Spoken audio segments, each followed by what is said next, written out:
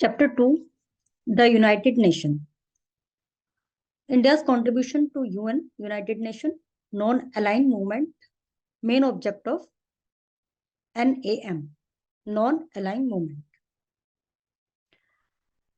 The United Nations was formed on 26 October 1945. It is an international peacekeeping organization. Since then, 24 October is celebrated as the UN, United Nations Day. At first, there was 51 members nation. The number of members grew over time, and today the UN has 193 members. United nation एक organisation है जो कि 24 अक्टूबर 1945 को जिसका form किया गया था जिसको, और ये भारत की आजादी से पहले किया गया था। ये एक इंटरनेशनल पीस कीपिंग ऑर्गेनाइजेशन है, मतलब पूरे विश्व में शांति के बनी रहे उसके लिए एक संस्था है। और शुरू में इसके केवल 51 मेंबर थे और इस समय इसके 193 मेंबर बढ़ते चले गए। The United nation headquarter is in New York. The UN also has office in different parts of the world. इसका जो हेडक्वार्टर है वो न्यूयॉर्क में है, मतलब मेन जो है। उसके बाद इसके डिफरेंट पार्ट्स में, संसार के अलग अलग भागों में इसके ऑफिस है। The United nation is own flag, इसका अपना एक झंडा है। It's logo is a globe surrounding by olive branches that represent peace and harmony. इसका जो ग्लोबल है उसमें ओलिव ब्रांचेस हैं जो कि पीस, शांति और एकता का प्रतीक है। It has also its own post office, अपना पोस्ट ऑफिस है, अपनी स्टैंप है। The senior officer of the United nation secretariat is called the secretary general. जो इसके सीनियर सेक्रेटरी होते हैं वो कहलाते हैं secretary general. India is one of the founder member of United Nations. It has participated actively in many activities of United Nations. India एक member है इसका और ये पार्टिसिपेट करता है इनकी मैनी एक्टिविटीज में, particularly in peace keeping operation, specially जहाँ शांति बनाए रखने या इस तरह के जो ऑर्गेनाइजेशन ऑपरेशन होते हैं उसमें इंडिया का पूरा महत्वपूर्ण रोल रहता है। उसके बाद है India's contribution. Many Indians have also occupied position of importance in UN. इस संस्था में बहुत से भारतीयों की एक इम्पोर्टेंट पोजीशन है। Indian expertise is utilized by several agency of UN. Indian की इसमें इंडियंस की बहुत ज्यादा एक्सपर्टाइज है, स्पेशल योग्यताएं हैं उसमें इनकी एजेंसीज में। The UN has also sent expert to advise and train Indians. और यूएन इंडिया ट्रेंड जो इंडियंस है उनको एडवाइस और एक्सपर्ट उसके लिए भेजते हैं ट्रेनिंग के लिए। Indian soldiers have been part of peacekeeping force sent by United Nations to different country. Indian soldier इनकी जो पीस कीपिंग फोर्स है उसका हिस्सा है। यहाँ के मतलब इंडियन सोल्जर्स भी हैं उसमें। वहां पर कहीं भी जैसे युद्ध हो रहा हो तो वहां पर शांति बनाए रखने के लिए ये लोग फोर्स भेजते हैं यूनाइटेड नेशंस, और उसमें इंडियन ऑफिसर्स भी, इंडियन सोल्जर्स भी होते हैं। India has always opposed colonialism, racial discrimination and denial of rights of those people who have no homeland of their own.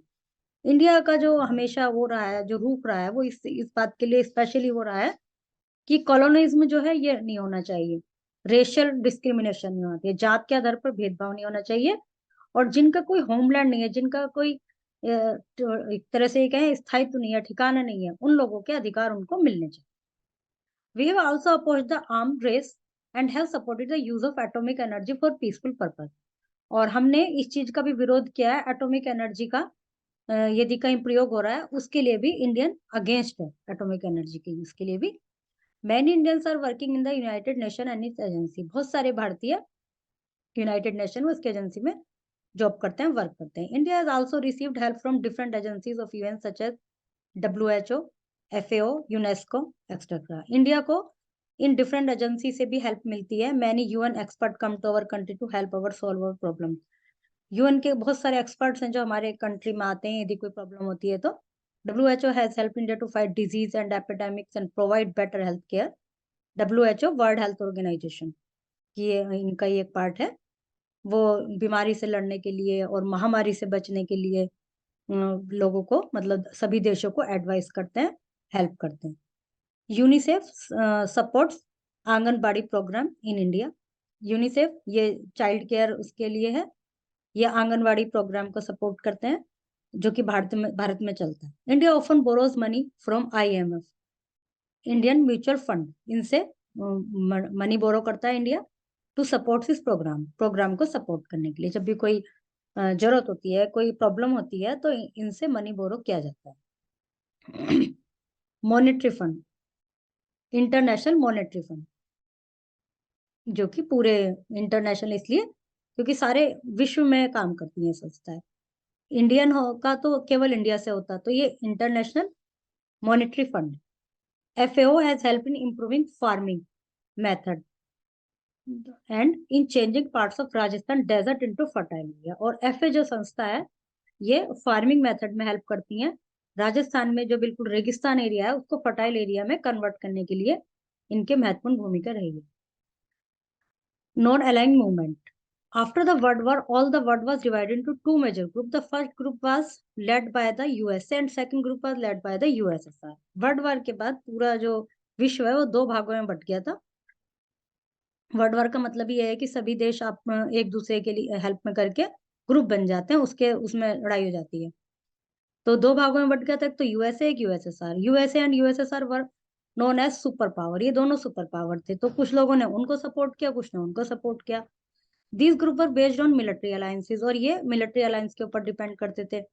New independent country were force to join और the other group. जो new independent country थे, जैसे भारत आजाद हुआ था, तो जब भी तो उसको जरूरी था कि किसी न किसी उसको ज्वाइन करो, किसी भी ग्रुप को। Pandit Jawaharlal Nehru, the first prime minister of our country, propose the policy of non alignment. He was supported by president Gamal Abdul Nasser of Egypt and president of Tito of Yugoslavia. तो पंडित जवाहरलाल नेहरू ने इस विषय में propose किया non alignment संस्था को, और उनको सपोर्ट किया। तो उनको सपोर्ट किया प्रेसिडेंट टीटो ने, यूगोस्लाविया के थे, और इजिप्ट के प्रेसिडेंट ने। They decide not to align with any of the super power. उन्होंने कहा कि हम किसी भी सुपर पावर को नहीं ज्वाइन कर रहे। They laid the foundation of non alignment movement. उन्होंने फाउंडेशन रखी जब से कि हम किसी को भी ज्वाइन नहीं कर रहे। The non aligning movement was born in 1961। तो 1961 में ये शुरू हुआ। With its first summit was held in Belgrade in Yugoslavia, जिसकी पहली मीटिंग यूगोस्लाविया में हेल्ड की गई। The leader of this country jointly led 5 principle. ये जो कंट्री थे, कौन कौन से, तो यूगोस्लाविया और इजिप्ट और इंडिया तो थे ही, बाकी और ने भी ज्वाइन किया होगा। तो इनके 5 प्रिंसिपल थे पंचशील, जिसको पंचशील कहा गया। According to which the countries of the world should cooperate with one another, जिसका मुख्य सिद्धांत ये था कि देश के विश्व के सभी देशों को एक दूसरे का सहयोग करना चाहिए, ना कि दो भागों में बट जाना चाहिए एक दूसरे के खिलाफ लड़ने के लिए। और बाकी और भी प्रिंसिपल्स होंगे उनके, जिसके आधार पर उन्होंने मीटिंग की होगी, अपना एजेंडा रखा होगा कि भी हम ज्वाइन नहीं करेंगे। अच्छा, मेन ऑब्जेक्टिव यहाँ पर है वो सब। The main objective of NAM were as follow, to have friendship with the USA as well as Russia, कि हम दोनों से फ्रेंडशिप रखेंगे, उनसे भी और उनसे भी, दोनों ग्रुप से। To help each other in trade and commerce, एक दूसरे की सहायता करेंगे व्यापार में, और ऐसे आर्थिक संबंधी मामलों में लड़ाई में नहीं करेंगे। To keep away as far as possible from the military alliances, और मिलिट्री अलायंसेज से, मिलिट्री मुद्दों से जितना हो सकेगा उतना दूर रहेंगे। To solve the problem of poverty, illiteracy and disease, एक दूसरे की सहायता करेंगे पावर्टी और इलिटरेसी और ऐसी बीमारियों को से लड़ने में। और जिस समय इंडिया आजाद हुआ था, उस समय इंडिया में काफी मतलब जो यहाँ की आर्थिक संपन्नता थी वो लगभग खत्म हो चुकी थी। राजा महाराजाओं के जमाने में बहुत ज्यादा प्रॉस्पेरस था इंडिया, लेकिन एक समय ऐसा आया था कि इंडिया एक गरीब देश माना जाता था। तो उनको सुधारने में, अशिक्षा बहुत ज्यादा थी यहाँ पर, ऐसे ही इजिप्ट जैसे देशों में भी ऐसा ही था। तो उन लोगों का जो कॉन्सेप्ट था कि भाई इन चीजों से लड़ने में हम सब मिलके हेल्प करेंगे, लड़ाई में मिलिट्री अलायंसेस से हम दूर रहेंगे। To keep close terms of friendship with all country, और सभी से ही मित्रता का व्यवहार करेंगे सभी देशों से। तो ये उनके 5 सिद्धांत थे, पंचशील सिद्धांत कहा गया जिसको। According to teach the nation of the world should respect each other and cooperate with each other for general good. Since the many members of NAM can raise issue at the UN as a group, their views are heard and respected. और इसके काफी member हो गए, सभी बहुत सारे member इस चीज से प्रभावित हुए। यूएनए के जो शुरू में 50 मेंबर थे, तो उसमें कई मेंबर इस चीज से प्रभावित हुए। हो सकता है इस समय 50 से ज्यादा हो गए हो जो प्रेजेंट है, अब तो 193 है। लेकिन जब ये वाली बात हुई थी NAM वाली, तो जब ज्यादा होंगे तो उसमें से कई मेंबर इनकी इन बातों से, इन कॉन्सेप्ट से, इन इश्यूज से प्रभावित हुए और उन्होंने उनको सुना, उनको रेस्पेक्ट भी किया। The member of NM also establish trade links between themselves and cooperate to fight against poverty, disease, literacy. Efforts are also made to stop the arms race between member nations so that attention can be given to the development.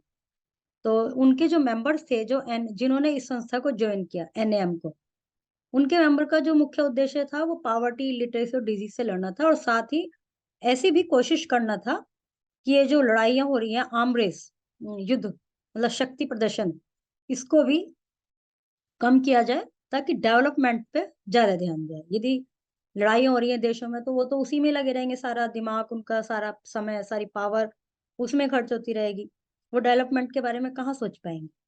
तो उनका ये भी उद्देश्य था कि arm race को कम करने का प्रयास किया जाए। Charter, a document defining the formal organization of a corporate body.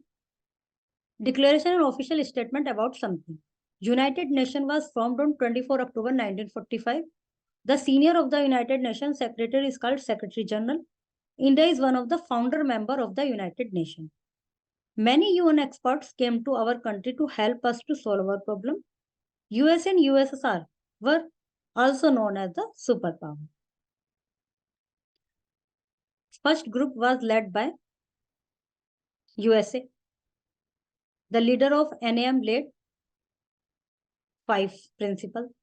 Senior officer of the United Nations Secretary is Secretary General. Was the first lady president of UN General Assembly. We should check in the chapter. ये chapter में नहीं है वैसे। विजय लक्ष्मी पंडित was the first lady president of UN General Assembly. India opposed the policy of apartheid in groups. जो 2 group बन गए थे तो इंडिया ने उसका अपोज किया था। The idea of non-aligned was first given by India after the Second World War. उस समय इंडिया के प्राइम मिनिस्टर थे पंडित जवाहरलाल नेहरू, तो यहाँ पर इंडिया भी आ सकता है और पंडित जवाहरलाल नेहरू भी आ सकता है। After the Second World War, the world was divided into 2 groups, US and USSR. India is one of the founder member of United Nations. Yes. Mrs. Vijay Lakshmi Pandit was the second lady president of UN. No, first थी ये। इसके बाद दूसरी थी, 3 अभी तक lady president बनी है यूएन की। तो फर्स्ट विजय लक्ष्मी पंडित थी। After the World War II, the world divided into 3 major groups. No, 2 major groups. Non-alignment was born in 1965. Okay, it is right. Now see answer key for further exercise. Chapter is completed.